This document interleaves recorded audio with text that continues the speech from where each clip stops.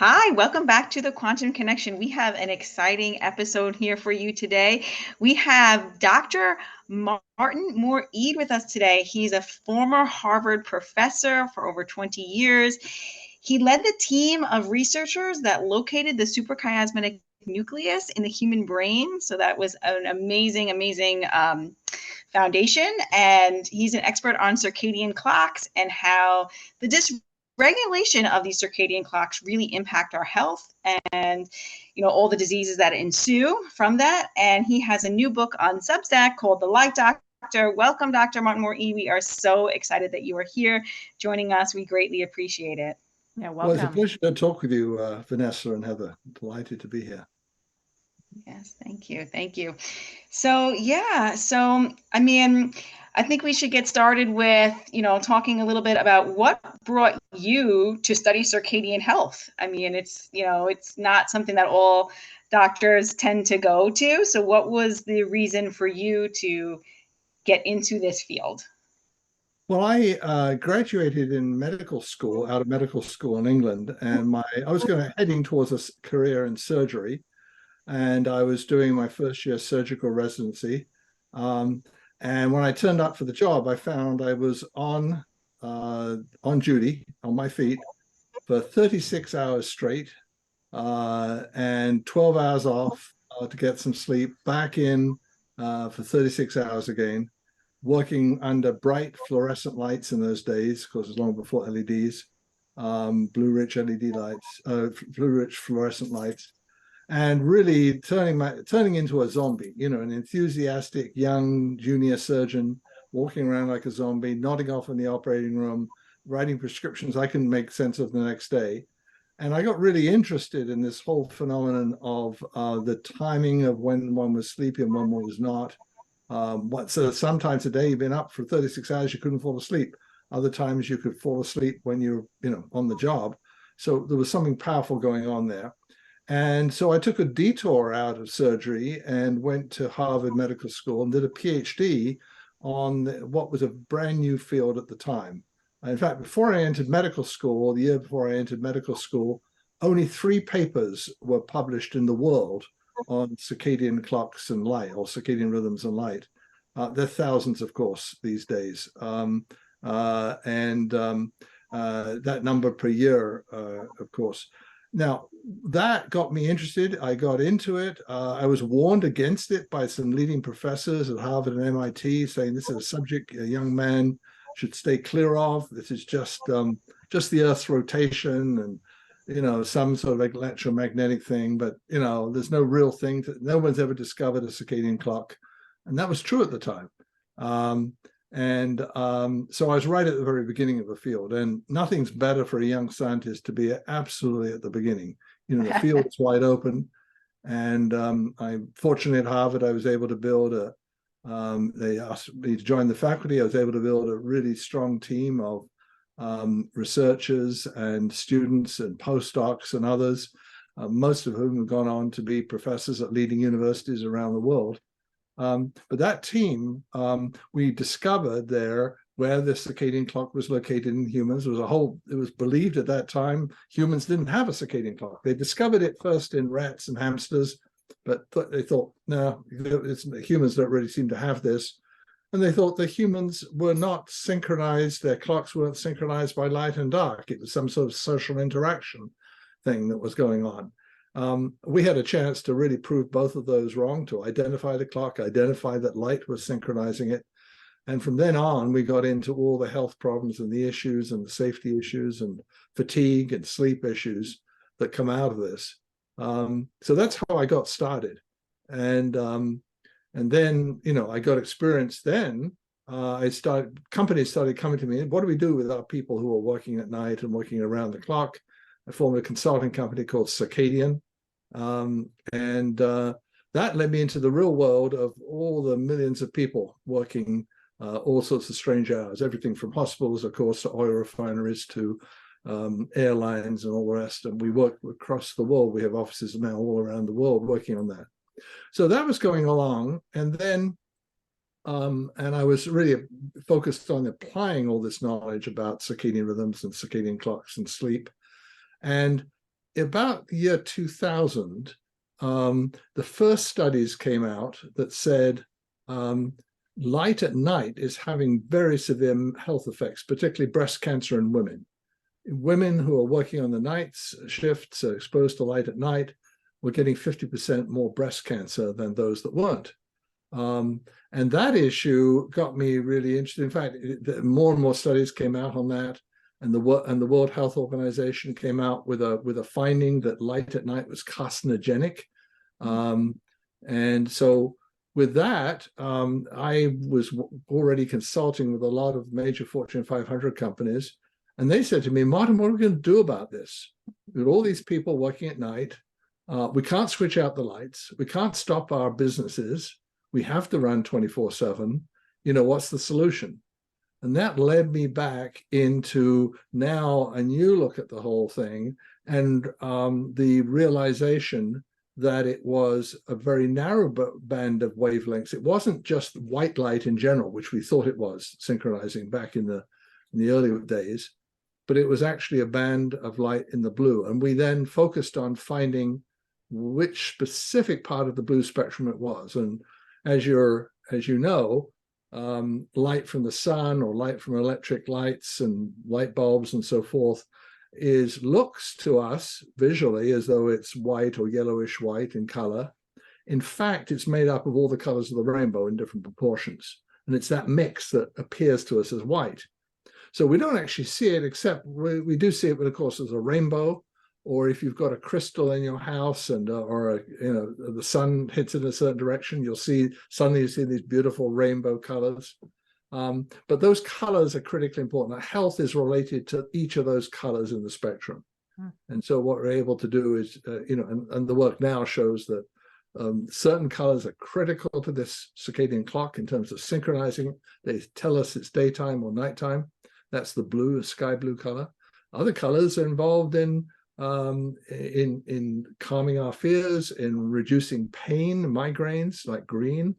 Other colors are due to bacterial, they kill bacteria, like violet colors kill bacteria.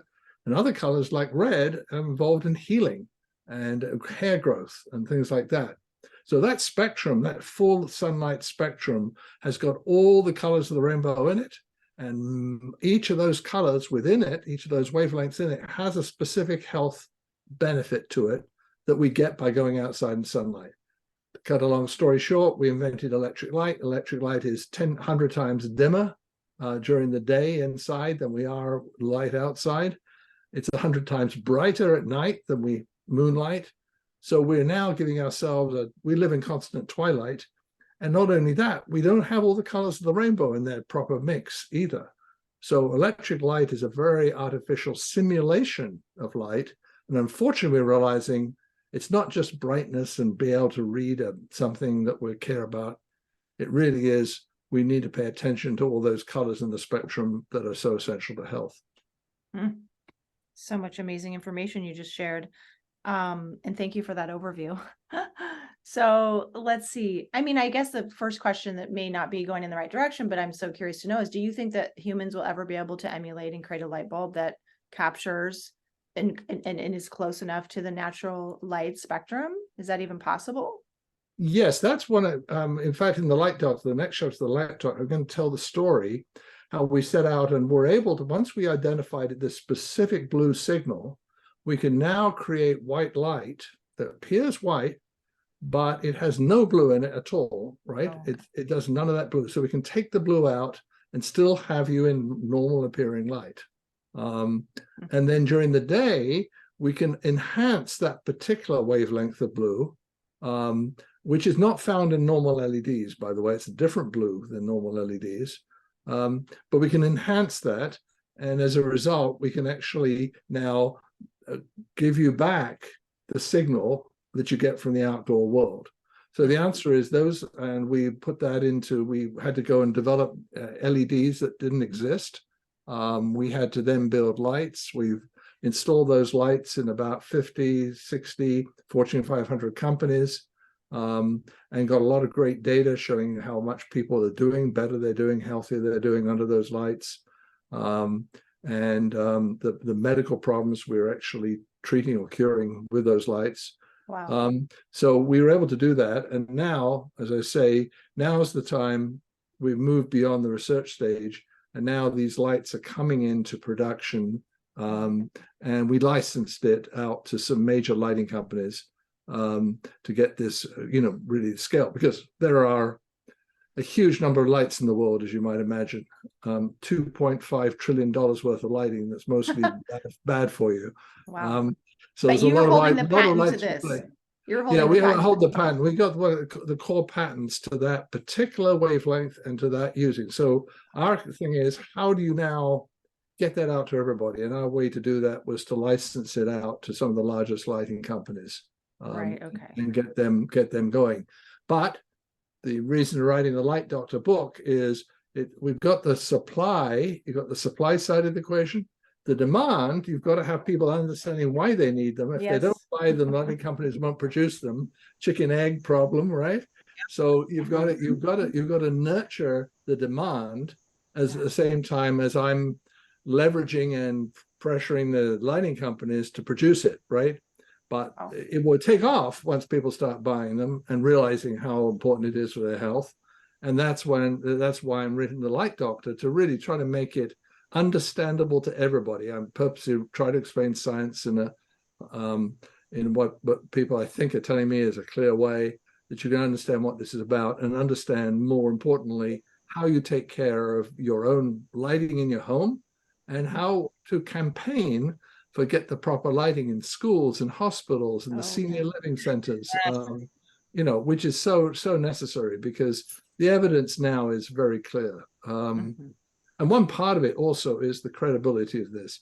Is this just Dr. Moore-Ede off with his set of opinions, preaching his gospel of himself, as it were? The answer is no. I got together a panel of 250 of the leading scientists. I found all the people who published the most research in this field, and we put together a consensus study, and we came out and produced a study where all these findings are now supported by 250 of the world's leading scientists in the space. So it's not just my claim; it is established science that can be generally agreed upon, and that's very important, because you got lots of people with crazy ideas out there and on the speaking circuit, on the podcasts and the internet. So you have to know that when someone's speaking, is this backed by core established scientists, by the leading scientists all around the world? And this one is.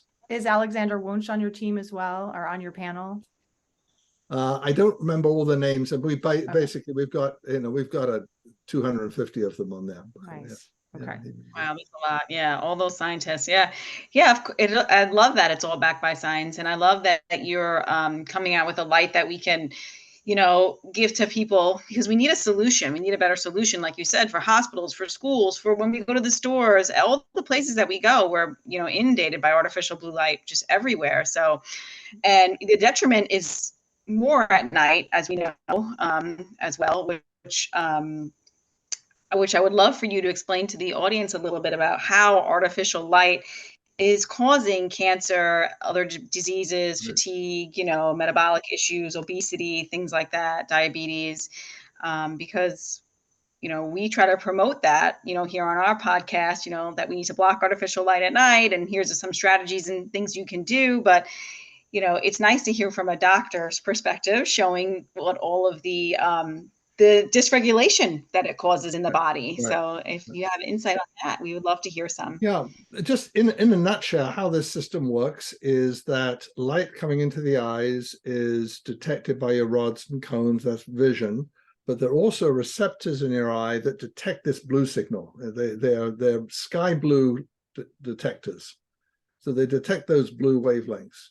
And those are called intrinsically photosensitive retinal ganglion cells. That's the jargon, technical name, but IPRGCs. We get into abbreviations, otherwise it becomes a mouthful.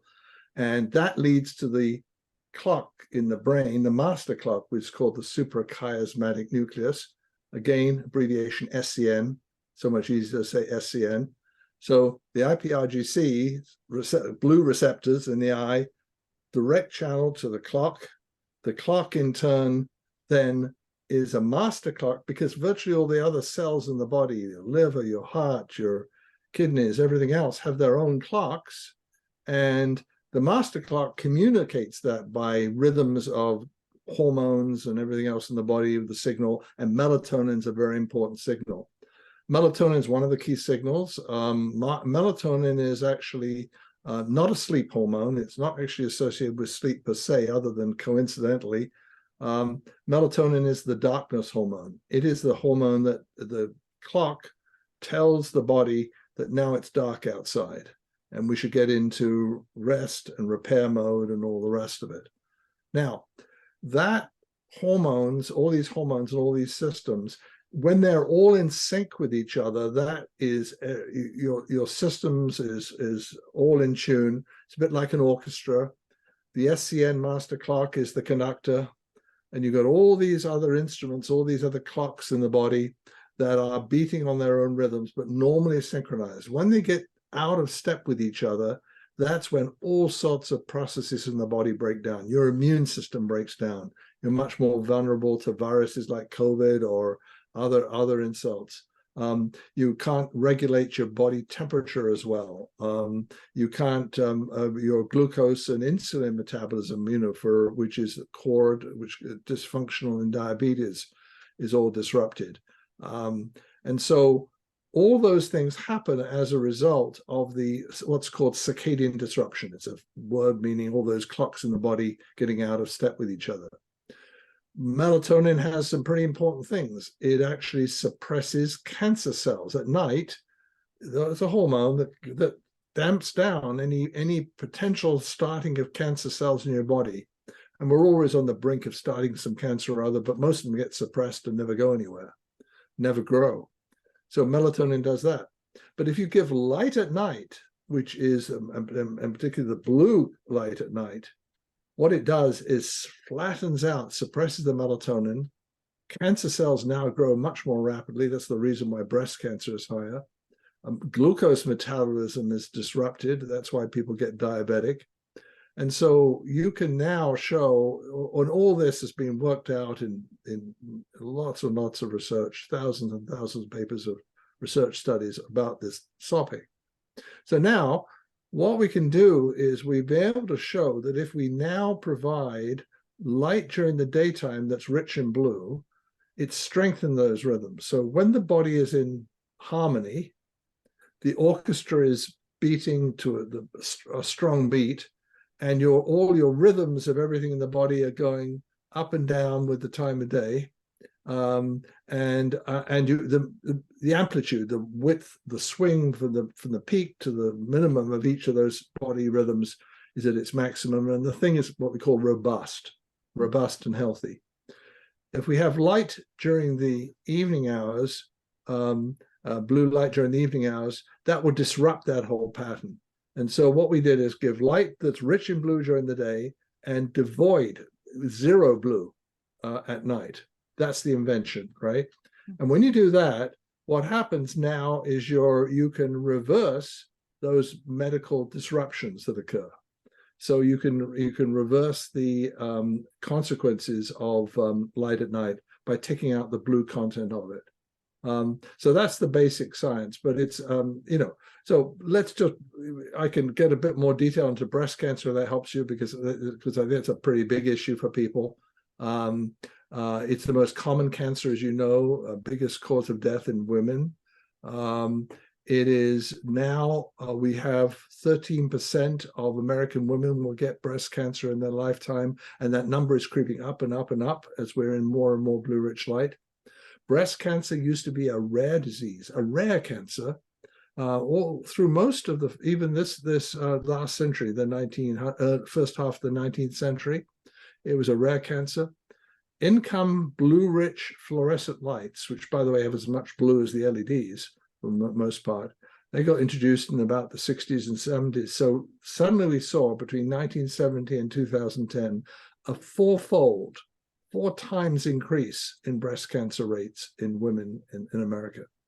Now, if we look at parts of the world where women have not seen electric light, the breast cancer rates are very rare again. So and so if you look at people where there's no electricity, breast cancer is very rare. If you look at women who've been blind since an early age, they're not seeing light, so their cancer rates are very low. So you've got the issue here. But if we look in the developed world, we can see it ramping up rapidly, and it's high and it's climbing, and will get worse the more of this blue rich light now that we get. So it matters how much blue you get exposed to. That's why it's upsetting to see the incandescent light bulb banned, because although it's not energy efficient, it only had 4% blue, whereas most of these LEDs have 15 to 20% blue, far more blue in these LED lights we have. So that's the problem. We've got to, and yet, we've been so focused on energy efficiency, and there's a big reason why people move from incandescent. Well, government policies have changed and banned. Now they've banned, as of August 1st, halogen lights, incandescent lights, and many states are banning fluorescent lights for a separate reason because of the mercury issue. So we've got now only LEDs. So you walk into the hardware store, the only thing you can buy is LED lights, and most of them are these blue-rich LEDs, and they don't change at the time of day. So we've created an epidemic for ourselves of unnecessary proportions, and we're driving with this energy focus. I mean, global warming is important, but saving our planet from climate change is critically important. But be careful that the side effect of this with lighting is that we're causing far more immediate health problems, and we're causing health problems not only to the human race, but all animal and plant species as well. It's a huge impact on wildlife, huge impact on plankton levels in the sea, of all the, whether birds lay eggs, there's a huge biodiversity, we are really having a monumental impact. And that's leading to a lot of movements. For example, in Maui, they've just recently put in a light banning all blue light outdoors. And they're driven by the environmental impact. Nantucket's just put a similar thing in place. We're starting I'm sorry, to see you're saying at night they're saying that they can't have blue light on, or outside, or outdoors in Maui, you can't have lights that have they're going to have less than 2% of blue, and that's a broad definition of blue, between about 400 and 500 wavelengths, nanometer wavelengths. So, and that's the rule in Maui, I think it is, that's gone in the Hawaiian Islands. But Nantucket's passed one which has said you've got to have low color temperature lights, which is a partial solution. I can get more into it. Color temperature is not a very good guide, unfortunately, but people are trying to do something about it. But they're focusing on the dark skies, they're focusing on wildlife. We've also got to focus big time on our own human health and ourselves, our children, our loved ones, our parents in senior living and the rest of it. So in Maui, do they use different, like a red light bulb, or what do they do? How do they? It's a light bulb. Well, I mean, for example, there are light bulbs that are they're yellowish in color, but what they do is they take out all the blue component of it, more of a blue orangey, a yellow orangey type of color. If you take out the blue. Yeah. And the one you're developing, Dr. Moore-Ede, is it like one light bulb for the day and then one for night, or one light bulb that has them all and you change it somehow for nighttime? Well, there's two chips. The LEDs are little tiny chips, of course, that produce LED light. Those chips, you have two chips. One is for day and one is for night, and you switch. And in where we're moving is they would automatically switch. Right now, you can buy light bulbs that are purely zero blue for evening use. Obviously, the better solution is to get something that automatically changes. Who wants to fiddle around with their lights and just have, this thing should be automatic. We built lights for work offices and control rooms and industry and places that are open 24/7 with an internal clock in it that would switch from the blue rich light during the day to the blue zero blue light during the night. And that would be an automatic, it would change at sunrise and sunset. So when the sun went down over the horizon, the lights would change from one mode to the other. And that's produced huge health benefits for the people working in those places. We put that in. So yeah, that's the basic direction it's going. And as I say, new products are coming online all the time that are starting to address this issue. How receptive has your family been and friends and relatives to what you're preaching? And are they changing all their light bulbs? They are, yes. So I mean, of course, I have light here that is zero blue in the night. So we're bedroom and areas that matter, right? Like bedrooms and places like that, and family living areas during the night hours. We also have my son that's got it installed in his house. So yes, so we're just, as I say, that is, and of course, what we really find out is people just don't know about this. That's really the issue. And and podcasts like this are so vital, and that's why I'm trying to do a number of them to get the word out. Because when people say it, my gosh, I never really heard about this, and the answer is, all you hear about with lighting is energy efficiency, and LEDs are good because we're going to save our planet, because we're going to reduce energy costs.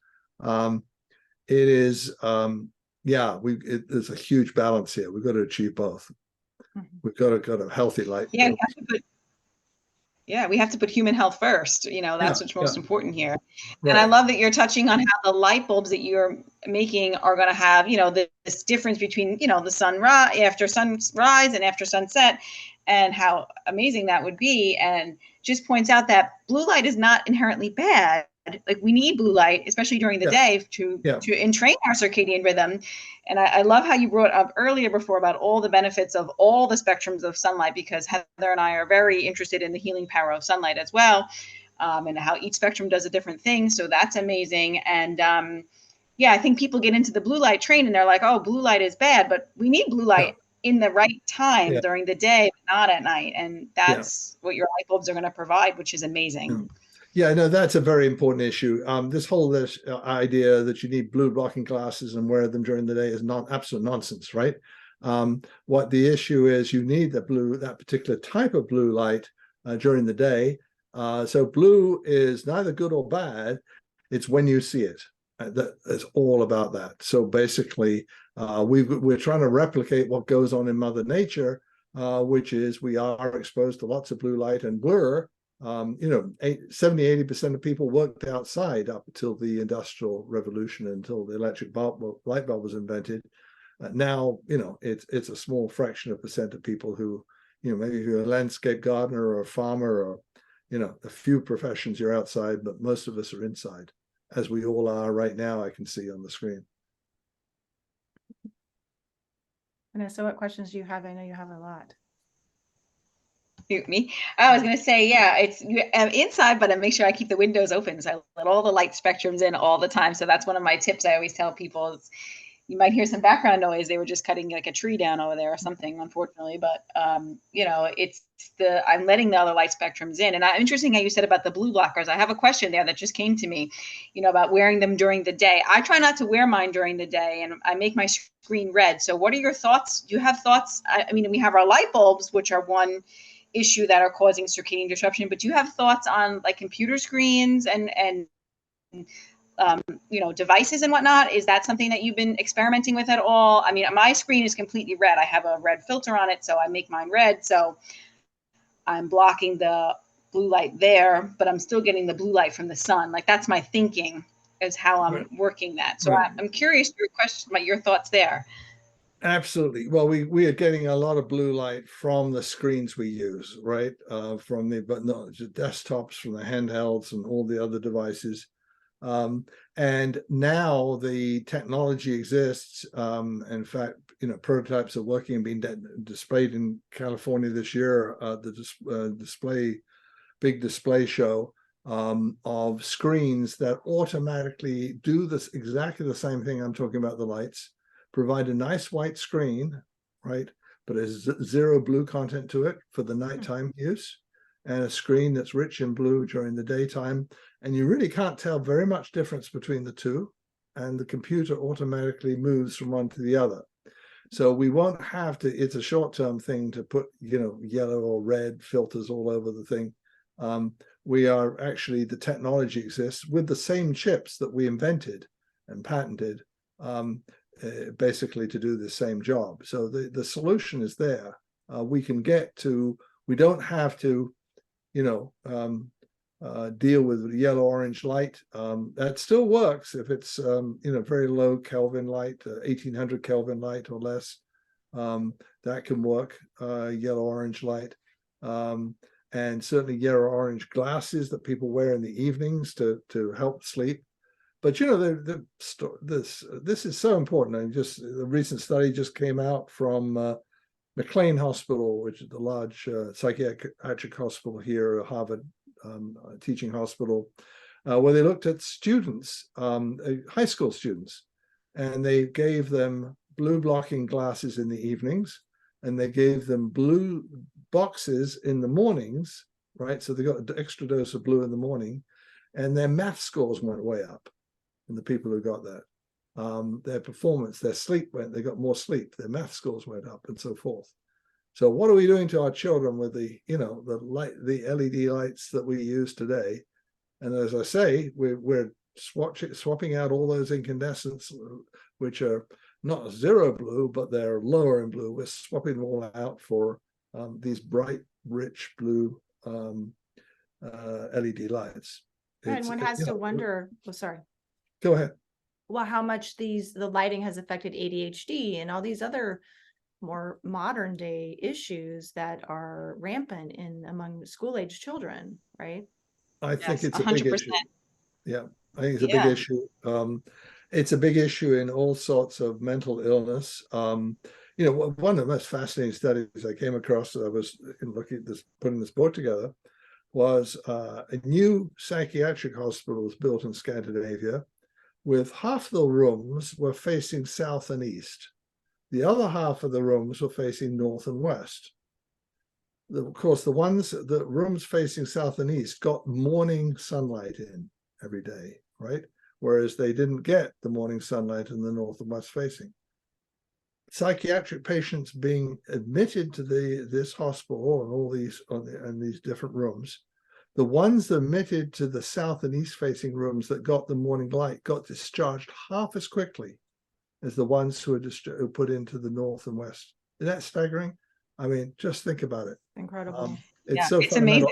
And it's morning light, by the way, the most critical time for light to synchronize your circadian rhythms is the light after sunrise, the early morning light. That's the best time.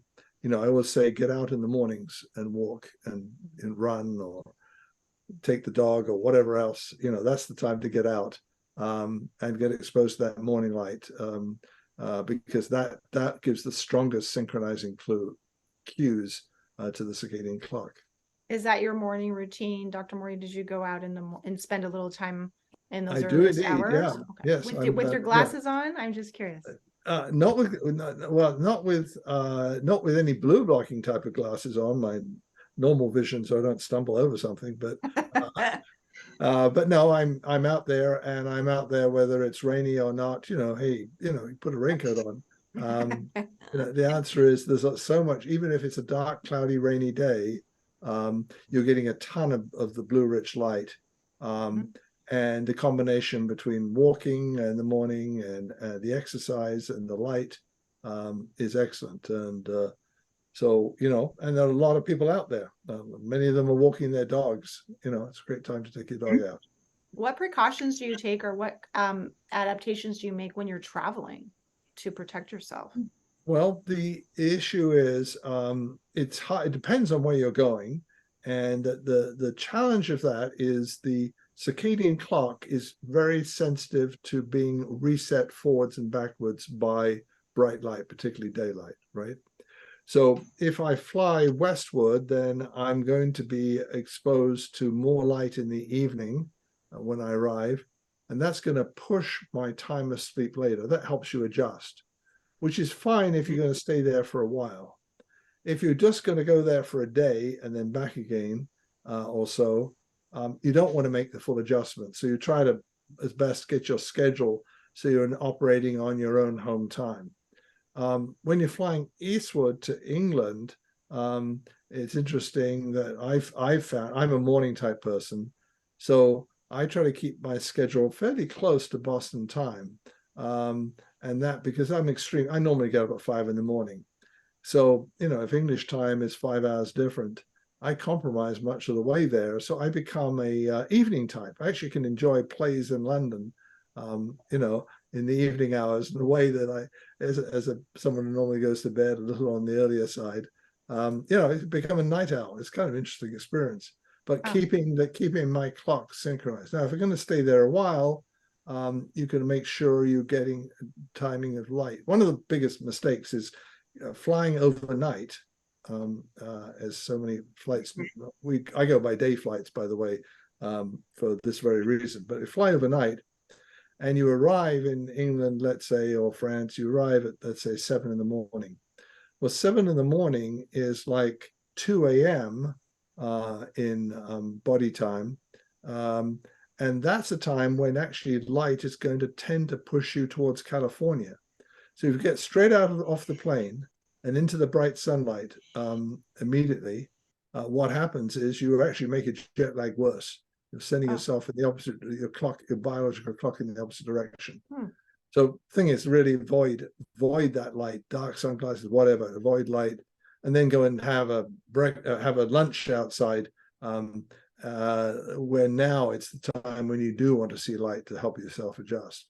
So there are all sorts of tricks to doing and managing jet lag and so forth, by really managing what we call a light diet, right? We all talk about nutritional diets, but your light diet is composed of when do you actually get which type of light when, and how much of it and so forth. And that's managing your health. It's just as important as your nutritional diet. Mm-hmm. Fascinating. I've not heard that explanation before. I think what I've only heard is that you want to get out and synchronize immediately to the light of the location that you're at. So you're saying if you're not there for that long, you want to preserve your native circadian rhythm. You want to avoid, the whole principle is, and this has been a little bit of debate over the years, but the basic principle looks like nowadays is avoid circadian disruption if you can, right? Okay. So the whole principle of, now, circadian disruption is okay if it's temporary, but if you go for a very short period of time and then you come back again, all you're doing is, if you jump to a new place and then back again, all you're doing is really creating circadian disruption that will last a much longer while. Better in those circumstances to try to stay on the time if it's a quick trip. If it's not a quick trip, then absolutely you need to find a way you want to adjust as quick as you can. And that's a question of scheduling the timing of light exposure. So your light diet is really, the whole answer is when do you need to see light? In order to address that, get your clock in sync. But once you do get there, get stably there. And so reduce this internal disruption, which is the cause of malaise and ill health and fatigue and all the other things that occur when your circadian orchestra is out of sync with each other. Got it. Thank you. Yes.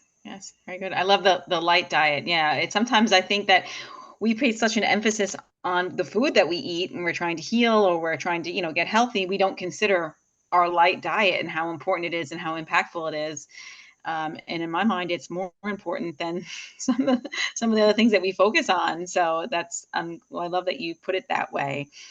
Well, I was just on that topic. I was talking to some of the major publishers. I was shocked to find the largest publisher in America, which in the world, Penguin Random House.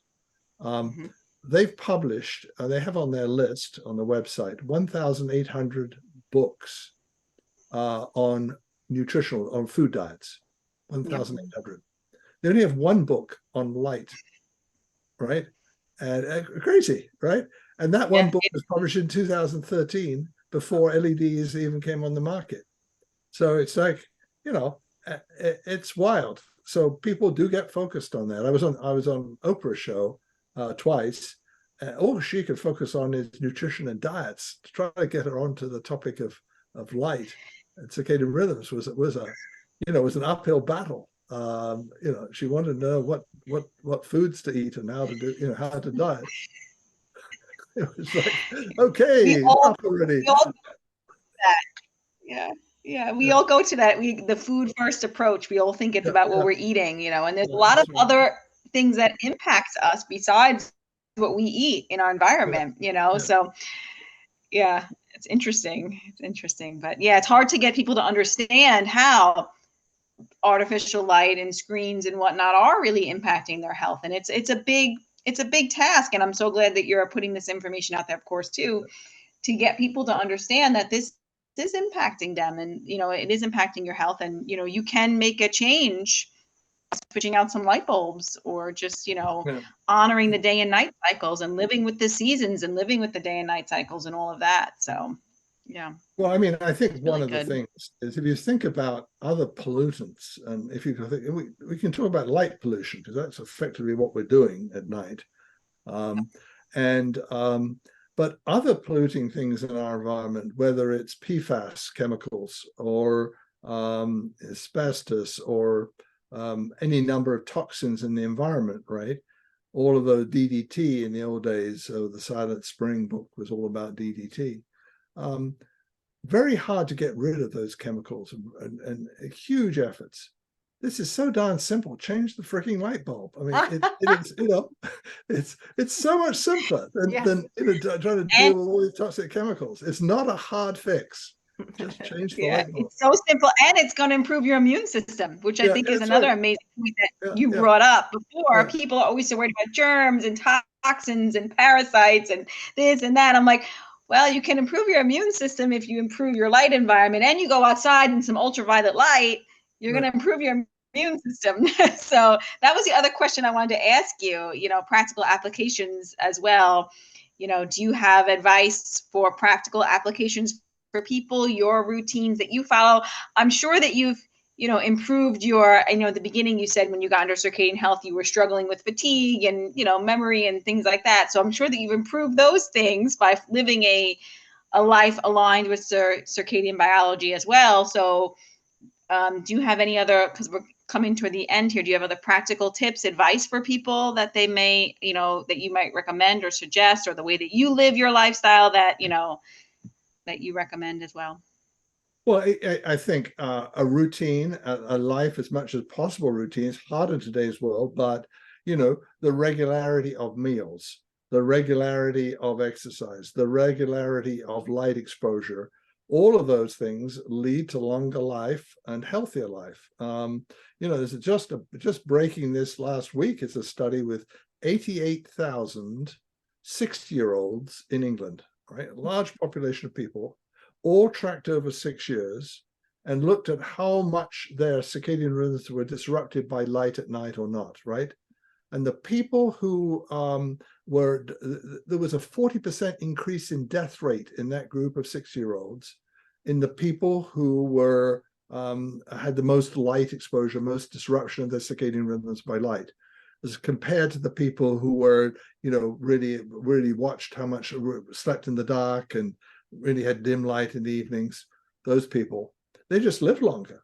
Now, we've known that in animals. We know that in fruit flies. We've known that in rats and hamsters and mice and all sorts of things.